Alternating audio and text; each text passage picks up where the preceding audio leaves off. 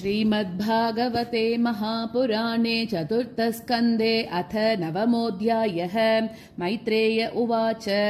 तयेवमुत्सन्न भयावुरुक्रमे कृतावनामाः प्रययुस्त्रिविष्टपम् सहस्रशीर्षाभि ततो घरुत्मता मदोर्वनम् भृत्य दिदृक्षया गतः स वै दिया योगविपाकतीव्रया हृत्पद्मकोशे स्फुरितम् तडित्प्रभम् तिरोहितम् सहसैवोपलक्ष्य बहिस्थितम् तद् अवस्थम् ददर्श तद्दर्शनेनागतसाध्वसक्षितौ अवन्तताङ्गम् विनमय्य दण्डवत् दृग्भ्याम् प्रपश्यन् प्रपिबन् इवार्भकः चुम्बन् इवास्येन भुजैरिवाश्लिषन् सतम् विवक्षन्तमदद्विदम् हरिः ज्ञात्वास्य सर्वस्य च हृद्यवस्थितः कृताञ्जलिम् ब्रह्ममयेन कम्बुना पस्पर्शभालम् कृपया कपोले स वै तदैव प्रतिपादिताम् गिरम् दैवीम् परिज्ञात परात्मनिर्णयः तम् भक्तिभावोऽभ्यगृणादसत्वरम् परिश्रुतोरुश्रवसम् ध्रुवक्षितिः ध्रुव उवाच योऽन्तः प्रविश्य मम वाचमिमाम् प्रसुप्ताम् सञ्जीवयत्यखिल शक्तिधरस्वधाम्ना अन्यांश्च हस्तचरणश्रवणत्वगादीन् प्राणान्नमो भगवते पुरुषाय तुभ्यम् एकस्त्वमेव भगवन् इदमात्मशक्त्या मायाज्ञयोरुगुणया महदाद्यशेषम् सृष्ट्वानुविश्य पुरुषस्तदसद्गुणेषु नानेव दारुषु विभावसु वद्विभासि त्वद्दत्तया वयुनयेदमचश्च विश्वम् सुप्त प्रबुद्ध इव नाथ भवत्प्रपन्नः तस्यापवर्ग्य शरणम् तव पादमूलम् विस्मर्यते कृतविदा कथमार्तबन्धो नूनम् विमुष्टमतयस्तव माययाते ये त्वाम् भवाप्यय विमोक्षणमन्यहेतोः अर्चन्ति कल्पकतरुम् गुणपोपभोग्यम् इच्छन्ति यत्स्पर्शजम् निरयेऽपि नॄणाम् या निर्वृतिस्तनुभृताम् तव पादपद्म ध्यानाद्भवज्जनकथा श्रवणेन वा स्यात् सा ब्रह्मणि स्वमहिमन्यपि नाथमाभूत् किम् त्वन्तकासि लुलितात् पतताम् विमानात् भक्तिम् मुहुः प्रवहताम् त्वयि मे प्रसङ्गो भूयादनन्तमहताम् अमलाशयानाम् येनाञ्जसोल्भणमुरुव्यसनम् भवाब्धिम् नेष्ये भवद्गुणकथामृतपानमत्तः तेन स्मरन्ति अतितराम् प्रियमीशमत्यम् ये चान्वदः सुतसुहृद्गृहवित्तदाराः ये त्वब्जनाभ भवदीयपदारविन्द सौगन्ध्यलुब्धहृदयेषु कृतप्रसङ्गाः तिर्यङ्नगद्विजसरीसृपदेव दैत्य मत्यादिभिः परिचितम् सदसद्विशेषम् रूपम् स्तविश्च नजते महदात्यनेकम् नातः परम् परमवेद्मि न यत्र वादः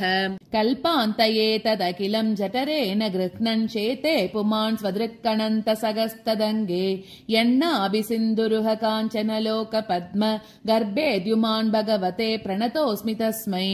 त्वम् नित्यमुक्त परिशुद्ध विबुद्ध आत्मा कूटस्थ आदिपुरुषो भगवांस्त्रयदीशः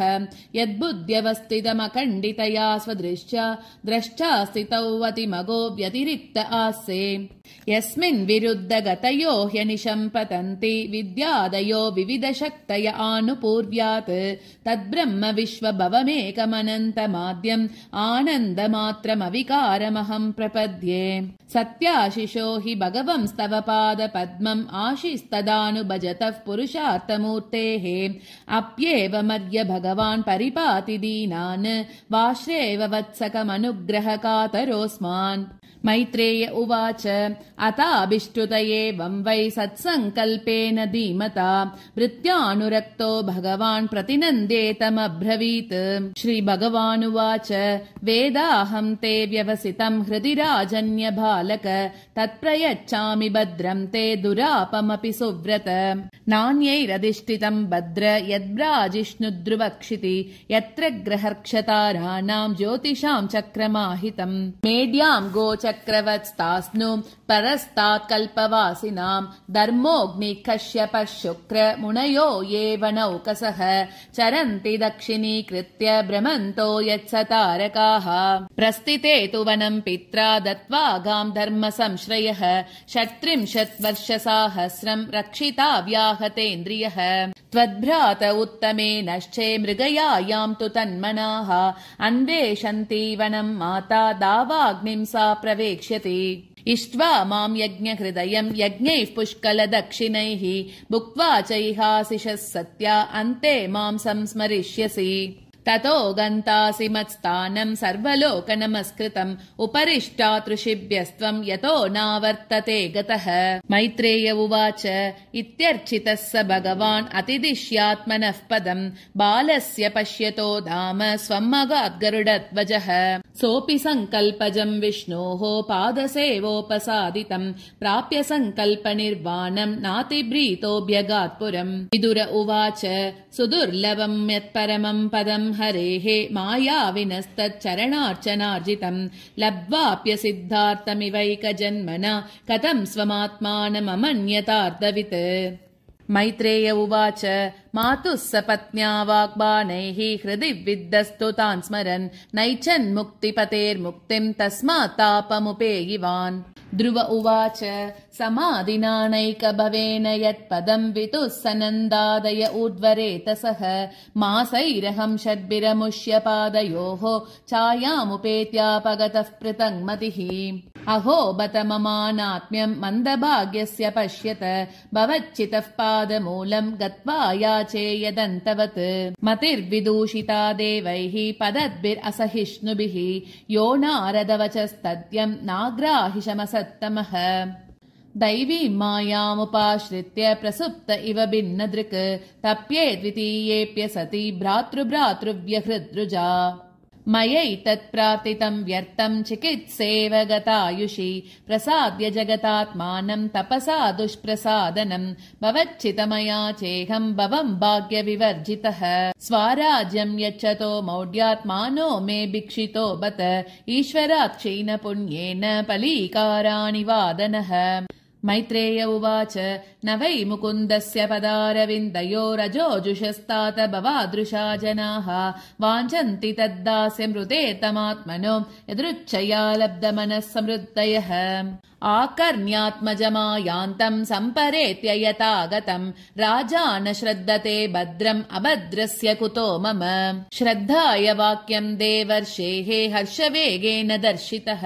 वार्ता हर्तुरतिप्रीत हारम् प्राधात्महादनम् सदश्वम् व्रतमारुह्य कार्तस्वर परिष्कृतम् ब्राह्मणै कुलवृद्धैश्च पर्यस्तोमात्य बन्धुभिः शङ्खदुन्दुभिनादेन ब्रह्मघोषेण वेणुभिः निश्चक्रामपुरातोर्णम् आत्मजाभिक्षणोत्सुकः सुनीतिः सुरुचिश्चास्य महिष्यौ रुक्मभूषिते आरुह्य शिबिकां सार्धम् उत्तमेनाभिजग्मतुः तम् दृष्ट्वा उपवनाप्याश आयान्तम् तरसारतात् अवरुह्य नृपस्तोर्णम् आसाद्य प्रेम विह्वलः परिरेवेङ्गजम् दोर्भ्याम् दीर्घोत्कण्ठमनाश्वसन् विश्वक्सेनाङ्घ्रि संस्पर्श हताशेषागबन्धनम् अताजिघ्नन्मुहुर्मूर्ध्नि शीतैर्नयनवारिभिः स्नापयामास तनयम् जातोद्धाम मनोरथः अभिवन्द्य पितुः पादौ आशीर्भिश्चाभिमन्त्रितः न नाम मातरौ शीर्ष्णा सत्कृतः सज्जनाग्रणीः सुरुचिस्तम् समुत्थाप्य पादावनतमर्भकम् परिष्वज्याह जीवेति बाष्पगद्गतया गिरा यस्य प्रसन्नो भगवान् गुणैर्मैत्र्यादिभिर्हरिः तस्मै नमन्ति भूतानि निम्नमाप इव स्वयम् उत्तमश्च ध्रुवश्चोभौ अन्योन्यम् प्रेम विह्वलौ अङ्गसङ्गातुत्पुलकौ अस्रौगम् मुहुरुहतुः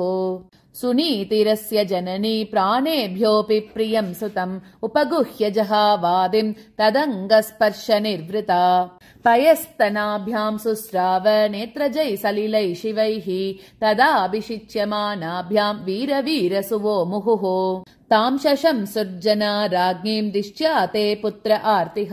प्रतिलब्धश्चिरम् नश्चः रक्षिता मण्डलम् भुवः अभ्यर्चितस्त्वया नूनम् भगवान् प्रणतार्तिः यद् अनुध्यायिनो धीरा मृत्युम् जिज्ञुः सुदुर्जयम् लाल्यमानम् जनैरेवम् ध्रुवम् स भ्रातरम् नृपः आरोप्य गरिणीम् हृष्टः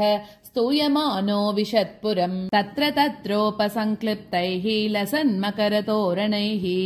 सवृन्धैः कदलीस्तम्भैः पूगपोतैश्च तद्विदैः चूतपल्लववासस्रङ्मुक्ता धाम विलम्बिभिः उपस्कृतं प्रतिद्वारम् अपां कुम्भैः सदीपकैः प्राकारैर्गोपुराकारैः शातकुम्भपरिच्छदैः सर्वतोऽलङ्कृतं श्रीमद्विमानशिखरद्युभिः मृष्टचत्वररत्याट मार्गं चन्दनचर्चितं लाजाक्षतैः पुष्पफलैः तण्डुलैर्बलिभिर्युतम् ध्रुवाय तत्र तत्र पुरस्त्रियः सिद्धार्थाक्षत तद्यम्बु दूर्वा पुष्पफलानि च उपजहृक्प्रयुज्ञाना वात्सल्यादाशिषः सतीः शृण्वंस्तदवल्गुगीतानि प्राविशद्भवनं पितुः महामणिव्रातमये स तस्मिन् भवनोत्तमे लालितो नितरां पित्रा न्यवसद्दिवि देववत् पयः पेन निभाशय्या दान्ता रुक्मपरिच्छदाः आसनानि महार्हाणि यत्र रौक्मा उपस्कराः यत्र स्फटिककुड्येषु महामारकतेषु च मणिप्रदीपा आभान्ति ललना रत्नसंयुताः उद्यानानि च रम्यानि विचित्रैरमरद्रुमैः कूजद्विहङ्गमिथुनैः गायन्मत्तमधुव्रतैः वाप्यो वैदूर्यसोपानाः पद्मोत्पलकुमुद्वतीः हंसकारण्डवकुलैः जुष्टाश्चक्राह्वसारसैः उत्तानपादो राजर्षिः प्रभावं तनयस्य तं श्रुत्वा दृष्ट्वाद्भुततमं प्रभेदे विस्मयं परम् वीक्ष्योडवयसं तं च प्रकृतीनां च सम्मतम् अनुरक्तप्रजं राजा ध्रुवं चक्रे भुवः पतिम् आत्मानं च प्रवयसम् आकलय्य विशाम्पतिः वनं विरक्तः प्रातिष्ठत् विमृशन् आत्मनो गतिम् इति श्रीमद्भागवते महापुराणे पारमहंस्यां संहितायां चतुर्थस्कन्धे ध्रुवराज्याभिषेकवर्णनं नाम 9मोऽध्यायः।